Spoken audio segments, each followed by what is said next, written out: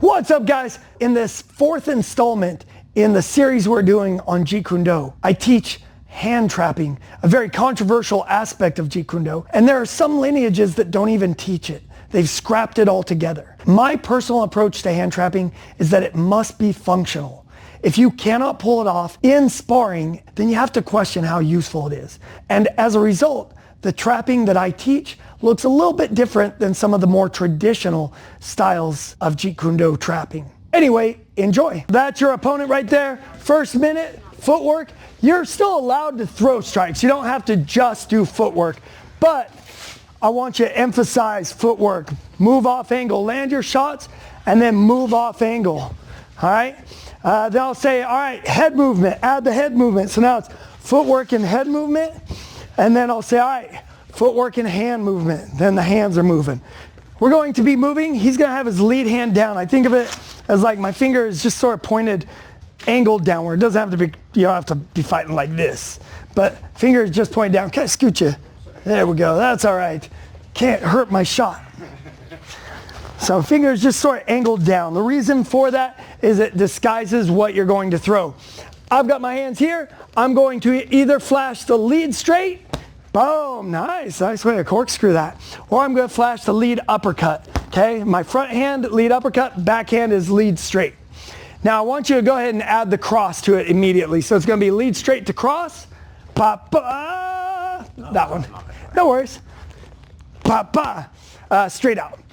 Yeah, it's since I'm making everybody go southpaw, if you're used to throwing left hooks, now you got to turn that into a left cross. So I go here, he goes boom, boom. And if I go here, he goes boom, boom. Yes. So as soon as he hits that one, this one just pops up. We were talking about how the Jeet Kune Do stance is a little bit longer, and that's so that you have the ability to dart in and out. Generally, and again, the number one rule in Jeet Kune Do is that you should always make the style fit you. You don't have to fit the style. So you could come out full Thai style and be doing quote unquote Jeet Kune Do. So the art molds to you. So in other words, what I'm going to give you here is more of just a general guideline. If someone's brand new, this is generally where you start somebody. But there are other ways to fight that go counter to this that are also viable ways to fight. Generally, I want to maintain a distance where we're just outside of punching distance. That's generally the fighting distance, maybe just outside of kicking distance, kind of depending on the feel I get. I want to be at a range where he has to move in order to hit me. Part of that is because Jeet Kune Do means the... Aiden, you know what it means? Flowing fist. That's a good name for an art. It means the way of the intercepting fist. And so actually, kind of what you're saying, like having the strong side in front, it's closer, and so it's easier to shut somebody down. You put your strong side in front, a very common one in Muay Thai. He steps in to punch me, and I go skadoosh with my front leg.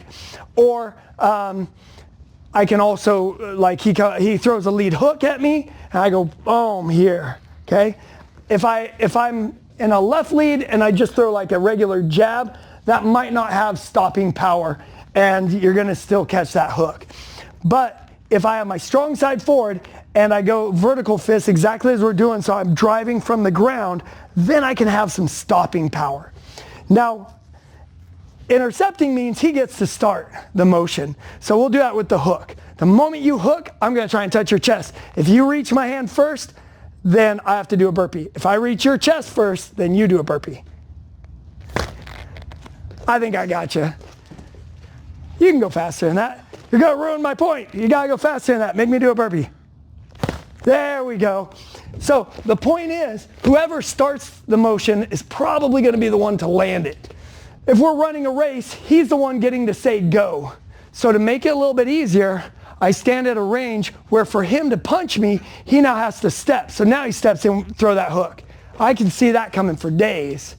Whereas if I'm right here, he just lifts his arm. It's a lot faster for me to move 20 pounds, which is my arm, than it's for me to move 220 pounds. I'm working on that. Trying to get a little bit lower than that number, but to move 220 pounds. So I want to stay at this range where he's thinking he's almost got me, but I'm just out of range for him. And then he steps in, so wow, there, and that's my go. So that's a general rule of thumb. Okay, now let's get into the next drill. Jab, jab, jab. Oh, I thought you'd know. I thought you'd know. No worries. I should have seen it coming. I know, you should have. Jab, jab. Good. So I'm going to, on either the first, second, or third jab, I'm going to reach down to swipe at his leg. What I'd like to see is pull your butt back. So rather than this, which that's called a slide step. You could totally do that. I like to do just a half a slide step, a slide. I like to just do that. It's called a pike because that keeps me in range to counter. Because what this would really be isn't somebody trying to like tickle your thigh, tickle your leg. It's somebody maybe throwing a kick at you. Whoom, right now I'm on one leg, and then come down with that cross. Okay, let's say I throw this leg. Whop, boy, right there. So that's the idea. But to develop the speed, we do that drill. So again, jab, jab, good. And then we switch. But I'm not gonna switch because I'm on camera and I don't wanna risk embarrassing myself. So, all right, let's say I throw a round kick and he pikes. Whoa, good. And we're sparring, we're doing stuff. Maybe he dangles the leg out. I go, oh, I'll kick that. He pikes again. Good.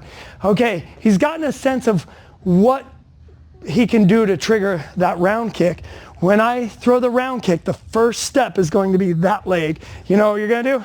Cool. Almost. Don't come towards me. Go away from me. It's sidestep. Wow, yeah. The cut kick. All right, do it again. Wow, that's it. So let's do one more set of that. So I'll kick, you'll pike.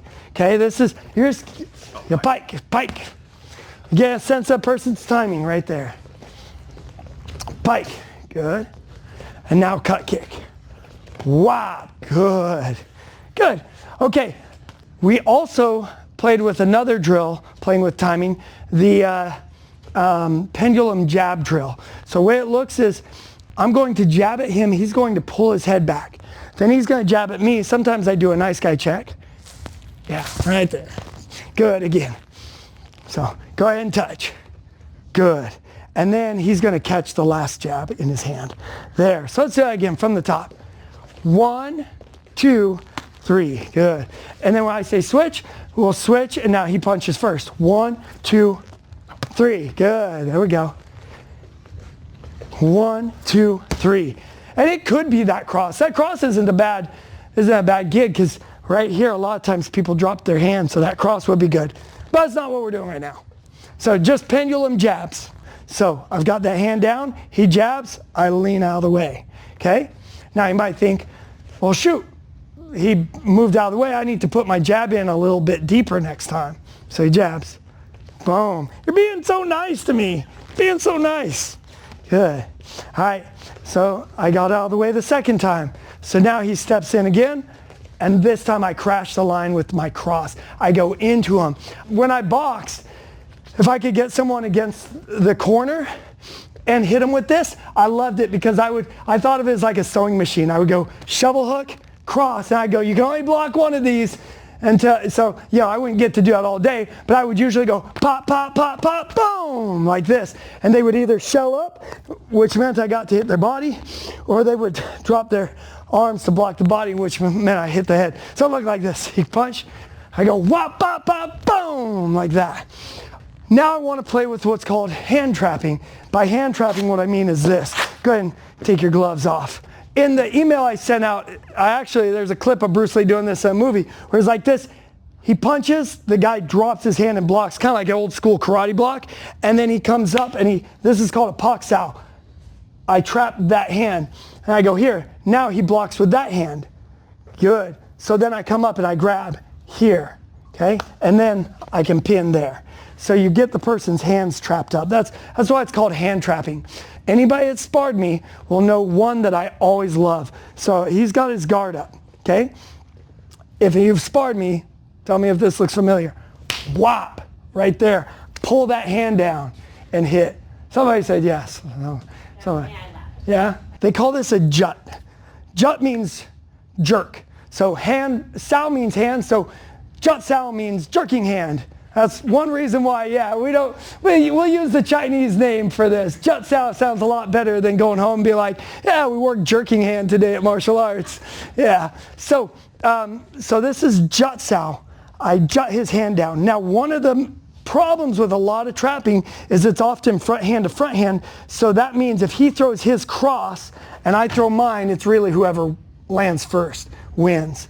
So what you want to do is you want to angle off. See, now if he throws his cross, I don't have to worry, but I land my cross. A lot of trapping is based on what we call stems. People that have a guard that presents it. If I'm like this, it's a little bit harder to trap. There is one trap that you'll see from Vasyl Lomachenko. Hopefully I said that right, the boxer. Although it's called a Dutch trap.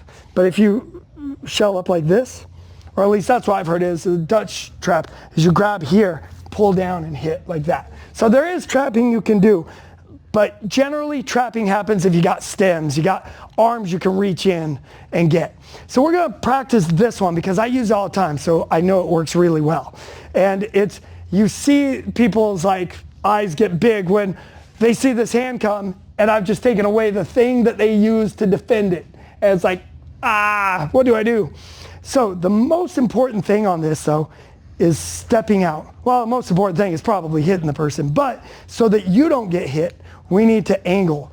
I'm just gonna take my back foot and step sideways, and I might drag my front a little bit, but it's almost just a swivel. It's almost just a pivot. If all you do is pivot, you're probably gonna be just fine. So pivot, okay? Let's do it 2 more times. Pivot and pivot, good. Now, as you do it, I want you to throw your cross. So watch me, don't even worry about your front hand. Watch this, whop, okay? So it's like you're swinging a door. All right, so let's do it 5 times. 1, boom. 2, boom. 3, boom. 4, boom. 5, boom. So my hand comes up, and then I'm going to pull. I'm going to jut sao, or jerking hand. Their arm, boom, as I hit. It almost feels like a karate punch, okay? Boom. Good, let's get 4 more. 1, 2. 1, 2. Your guard will be up. So this is against someone having their guard up. That is another reason why Bruce Lee would sometimes fight with the hands down, is because sometimes he would go back home and spar people that he grew up sparring with. And so it's like if they're all based on trapping, he goes, all right, now you can't trap anything. So go right to right. So I want the hands up, good. And I'm just gonna reach in, whoa, right there. All I've gotta do is make it to where he can't use that hand to block. Cool, so I go, whoa, right there. All right guys, 3 minutes on the clock. Awesome, and I'll just show you guys real quick a very common version of this that you'll actually see in Muay Thai. I love, one of the cool things, I think Jeet Kune Do and Muay Thai go great together for a few different reasons. One of them is, there's actually a lot of trapping in Muay Thai. They have the same thing here. They go like this and land the elbow. So they inside trap, land that elbow. Let's go ahead and spar. We have different options. If you don't have anything, it's shoulder tag and knee tag. If you have shin guards, but you don't have a mouthpiece, then it's shoulder tag and kicks. If you have a mouthpiece and boxing gloves, but no shin guards, it's a boxing round. And if you have everything, then it's everything. Oh, you're southpaw. I'm southpaw now. Nice. Are we supposed to only, what's the thing called, Jeet Kune Do? No, you do whatever. Okay. You do whatever. Cool. This is more, nice. Oh. Well, either way, you got to see that works. If it's against me, why? Oh, yeah. I'm going back to regular. I'm going back. Boom. Boom. Boom.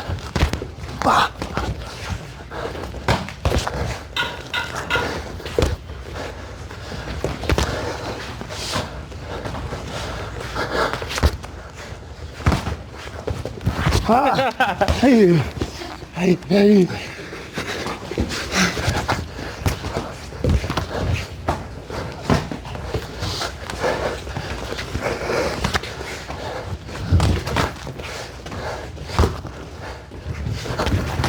Okay. Nice work. Go ahead, and once you touch gloves, you can start. Yeah.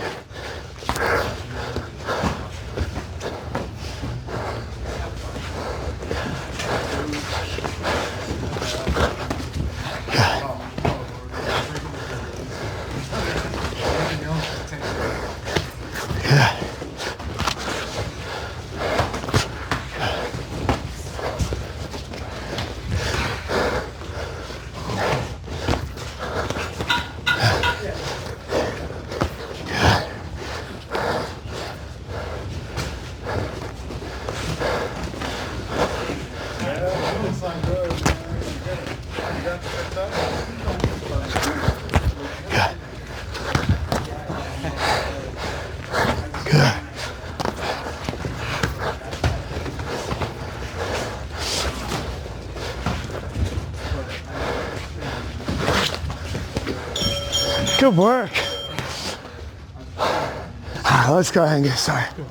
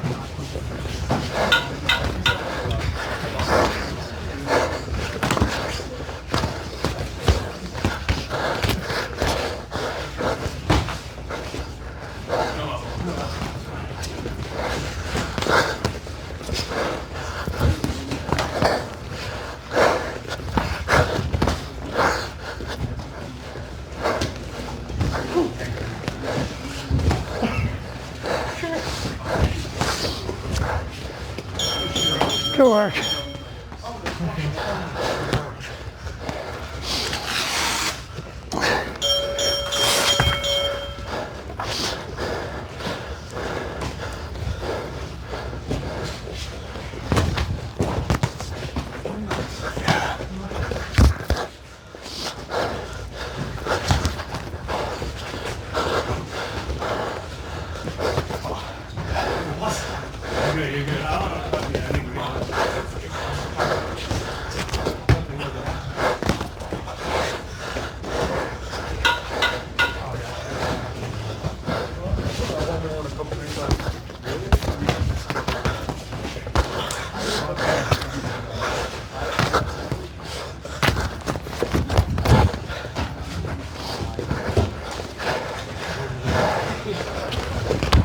Ooh, nice, good kick.